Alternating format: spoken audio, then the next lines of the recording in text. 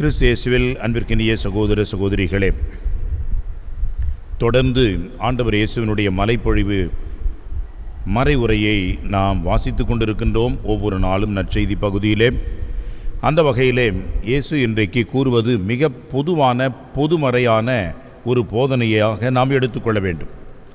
இதிலே 2 வரிகளை அவர் பயன்படுத்துகிறார். அது 2ம் பழமொழிகள். எனவே எபிரேய மக்கள் அவருடைய வழக்கிலே இருந்த இந்த பழமொழிகளை ஆண்டவரும் பயன்படுத்துகிறார்.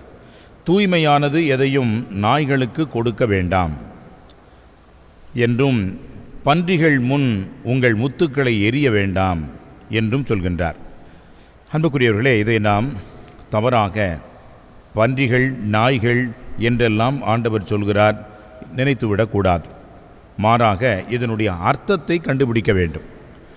நாம் இப்பொழுது சமூக ஊடகங்களிலே இருக்கின்றோம். இந்த சமூக ஊடகங்கள் என்பது மிகப்பெரிய ஒரு உதவிதான், ஆனால் மிகப்பெரிய ஒரு ஆபத்து. பொது வெளியிலே இது போன்ற மறைவுரைகளிலே நாம் பேசும்பொழுது மிகவும் கவனமாக இருக்க வேண்டும்.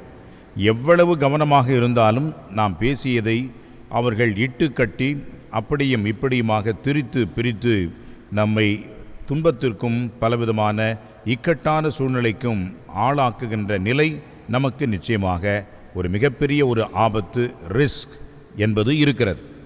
அதே போன்றுதான் ஆண்டவர் இயேசுவும் இந்த வார்த்தைகளை சொல்கின்ற பொழுது இதனுடைய ரிஸ்க் என்னவென்று சொன்னால், நாய், பேய், பன்றி என்பதை மட்டும்தான் நாம் புரிந்து கொள்கிறோமே ஒழிய, ஆனால் அதனுடைய அர்த்தம் என்ன என்பதை நாம் ஆழமாக சிந்திக்க வேண்டும். அன்புக்குரியவர்களே, 2ற்கும் உள்ள பாரதொரு வித்தியாசத்தை பாருங்கள். முத்துக்கள் எங்கே இருக்கிறது, பன்றிகள் எங்கே இருக்கிறது. அதே போன்று நாய்கள் என்று சொல்கின்ற பொழுது தூய்மை எங்கே இருக்கிறது, நாய்கள் எங்கே இருக்கிறது. இந்த 2ம் பாரதொரு வித்தியாசத்தை நாம் புரிந்து கொள்ள வேண்டும். நம்முடைய வழக்கிலேயும் நாம் சொல்கின்ற வார்த்தைகள், கழுதைக்கு தெரியுமா கற்பூர வாசனை என்று சொல்கிறோம். ஆக ஒருவரை நாம் கழுதை என்று குறிப்பிடுவது இல்லை. கழுதை எங்கே இருக்கிறது, கற்பூரம் எங்கே இருக்கிறது. இந்த 2ற்கும் உள்ள வித்தியாசத்தை, பாரதொரு தொலைவை நாம் கண்டறிய வேண்டும். அதுதான் உண்மையான இந்த பழமொழியினுடைய அர்த்தமாக இருக்கிறது. அடுத்து வருகின்ற அந்த வரிதான் நமக்கு செய்தியாக இருக்கிறது.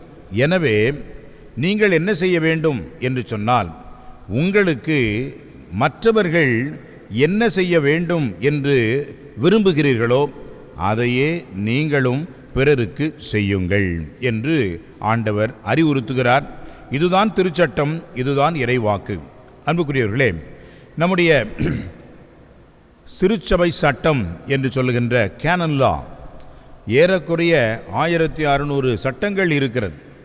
இத்தனை சட்டங்களுக்கும் கடைசியாக ஒரு சட்டம் வருகிறது. அது என்ன சொல்கிறது என்று சொன்னால், இவை அனைத்தும் எதற்காக என்று சொன்னால், ஆன்மாக்களின் ஈடேற்றத்திற்காக, மீட்புக்காகவே ஒழிய வேறொன்றும் இல்லை என்று சொல்கிறது.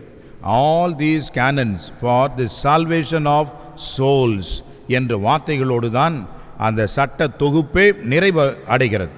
எனவே அன்புக்குரியவர்களே, எந்த சட்டமாக நாம் கடைபிடிப்பதாக இருந்தாலும் அந்த சட்டத்திற்கு அடிப்படையாக அது ஆன்மாக்களின் மீட்புக்காக இருக்கிறதா என்று பார்த்தோம் என்றால், நிச்சயமாக அந்த சட்டத்திற்கு உயிர் உண்டு, அந்த சட்டத்திற்கு இன்றைக்கும் ஆற்றல் உண்டு, நடைமுறையிலே அது சாத்தியமாகும்.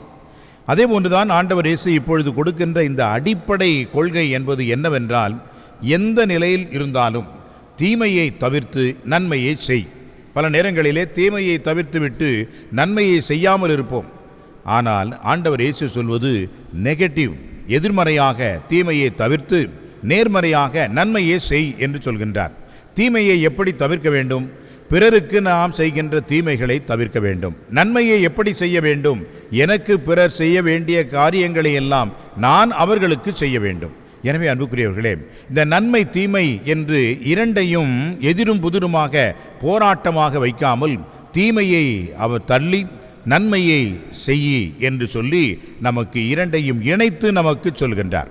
எனவே அன்புக்குரியவர்களே, தீமையிலிருந்து எங்களை விடுவித்தருளும், சோதனையில் விழவிடாதேயும் என்று சொல்லி ஒவ்வொரு நாளும் நாம் ஜெபிக்கின்றோம்.